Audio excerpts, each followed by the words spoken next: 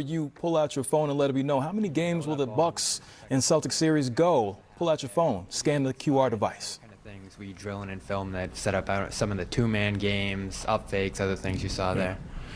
Just what we saw. We could have done better in game one. As I mentioned, shooting 53s. It's one thing, but a lot of them were contested, so we knew we had opportunities to drive closeouts and touch the paint a few times, and we knew if we did that, their defense would dissipate and we get the looks we wanted. And so that was a point of emphasis going into it, and I loved our aggressiveness and touching the paint, attacking, kicking out, and trying to get the right shots, and that was evident in the first half. Second half a little more stagnant. What did you see after halftime there, especially in that third quarter? Yeah, it felt like we had really good shots that we were missing. Some of our passes weren't as crisp. We drew up some plays, had some sets that we ran, and would have had the right looks, but balls got tipped or they're a little off target, so they took us off our spots a little bit. But like the looks we were getting, it just happened to miss some.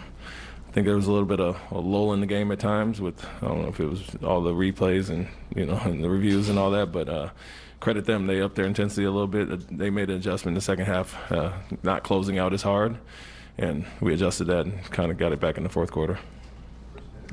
Ime more than matched the physicality of Milwaukee, especially in that first half. Was that a point of emphasis as well over the last couple of days?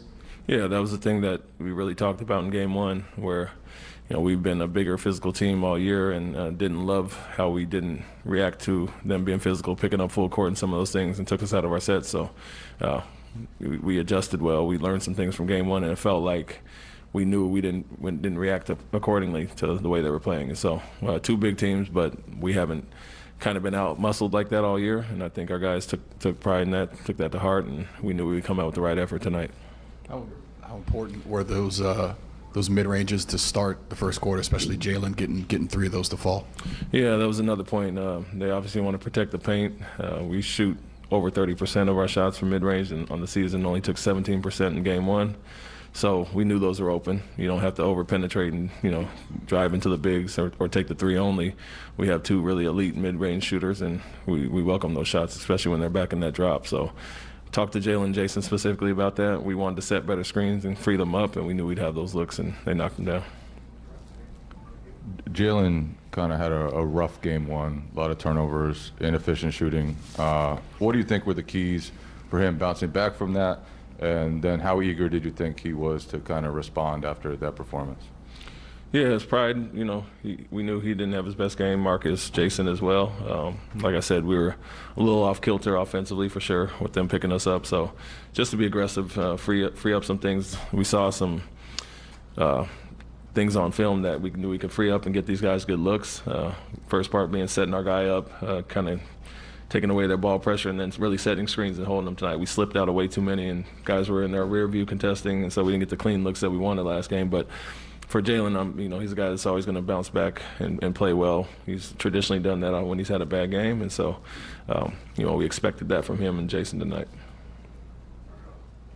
Ime, you stuck with the seven-man rotation without Smart there. Was that the plan going in? Was that more gut feel by you? And also, going to Grant very early in the first quarter there, obviously he gave you guys a huge game there. What did you see out of him on both ends? I didn't hear the first part. Without who? Without Smart. You guys went to the seven-man rotation. Yeah, Daniel played a few minutes last game, and it was more so who they have in the game, rotation-wise, and what lineups we like, so we didn't go to that tonight. Flipped Grant to the three, so we took some of those minutes that Marcus was there, and obviously paid Peyton and Derek a lot more. But went to a bigger lineup, but really spun those three bigs instead of kind of going to Tice tonight. And more so than anything, Derek and Peyton, we understand what they're going to do for us on the defensive end. We don't lose a lot as far as that. It's hard to say with Marcus being Defensive Player of the Year, but we don't lose anything schematically or coverage-wise with Derek and his size and versatility. So we went to a shorter rotation as far as that. Knew we had these 3 days off coming up and could play guys a little heavier minutes. Two things. First off, how was Jalen's hammy? And was him coming out the end, was that just a strategic thing on Giannis at the rim, or was that his hammy? Yeah, he's obviously, it may tighten up during games. He's playing heavy minutes, and really at the end of the game, we really wanted to get him out. He only sat out 2:45 of the third quarter, and then we brought him back in to start the quarter, and he ran that 9-minute stretch there. So being that we're up, in the 16-18 range, we wanted to get him out. And, we had a lot of stoppages so we could run them a little longer due to the timeouts and due to the reviews. And more so than anything was just getting him out because he ran a heavy amount in the second half. And you said you had made adjustments to the way they were closing you out in the second half. It seemed like a lot of the time when you would drive, you would then have someone relocate behind them, whether it was Al or Tatum. Was that the adjustment you guys were making? Yeah, part of it, as I mentioned, multiple penetration. We wanted to get to the paint as much as we can. Take the floater runner. We missed a lot of drop-offs and kickouts last game, and so that was a big part of it, not just settling for the contested three, but attacking certain guys closing out on the perimeter. We felt we let them off the hook, so to speak, with Lopez and some of those guys closing out hard, and tonight it was different as far as attacking there. We got much easier shots, but, yeah, that was a big point going into it. Ime, could you sense right after the game that that game one, the way your team was going to come out in this one? Did you feel it over the course of 24 to 48 hours right before the game, the way that they started? Yeah, I would say so. I think, when you look at our record and who we've been over the last few months, haven't lost 2 games in a row in a while or even struggled the way we did offensively in that game. And so, we talked about it, and it was very evident on tape the things that we kind of let them get away with, and physicality was one part of that. Maybe the Brooklyn series not being as physical or defensive-minded team caught us off guard a little bit, but we looked at it and we talked about being 32-8 in the last 40 and not losing 2 games in a row, coming back with the proper effort off of losses, and we expected our guys to respond like they did tonight. It seemed like Grant was frustrating Giannis early and then made some shots of his own. How much of a lift does him contributing that much give you guys in a situation like that? Yeah, it's huge. We talked about guarding him a little bit more one-on-one. We feel like we have the defensive guys to do it. Obviously, he came out extra aggressive in the second half, but to score 28 on 27 shots, we were defending well initially.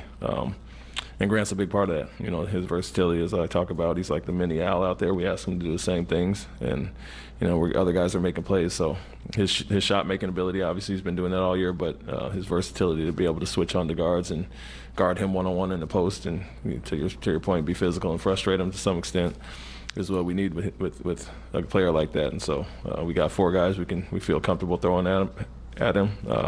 Jalen, Jason, bigger wings as well, so we can throw a lot of bodies, and that's one of Grant's main strengths is guarding guys like that, him and Al. You mentioned a few times about the toughness and physicality. When you're watching, what are like the indicators to you that that's what's taking place, that the kind of the message received and that level of physicality has been increased? Yeah, guarding the way we have been all year, and even in game 1, we felt we were okay in the half court, but we're just sloppy, and turnovers, transition that we gave up kind of helped them as far as that. So we knew we could be good again in the half court. It was more so good offense and taking care of the ball, but offensively, I think us getting downhill, attacking a little bit more. The point is they have good rim protectors and they, crowd the paint, but it's not Will Chamberlain out there as guys we can get downhill and attack, and we got guys that can finish, and so. Still missed a few dump-offs to Rob tonight, a few dump-offs to Al as well, but obviously much better getting downhill and attacking Lopez tonight. Ime, in terms of the fast start, I guess, what do you think that kind of did just for the team? Obviously with Marcus out losing game 1 and coming out, I think it was like 15-3 when they took a timeout and everything. I didn't hear the first one, I'm sorry. Just the fast start, what do you think? Oh, fast start, yeah. Got us back on the right foot. We didn't love the way we came out last game, just in general, on both ends of the floor, and felt we could obviously play much better. And, wanted to match our physicality and, I guess punch back first tonight. We talked about getting caught off guard a little bit and getting punched in the mouth last game. And big message was to show them who we are and who we've been all year and respond to losses in a certain way, and we did that. Ime, what were those film sessions like over the last couple of days? Was they reacting with as much shock and disappointment as you were? Were you jumping them a little bit? What was it like when you were looking at the plays that they didn't make?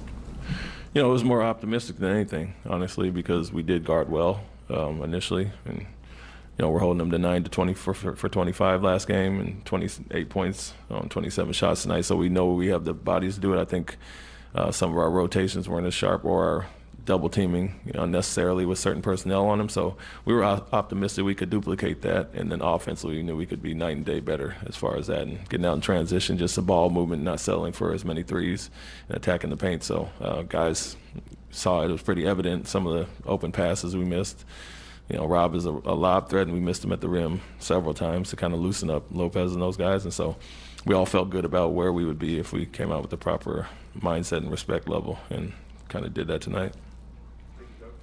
Thank you. Ime Udoka.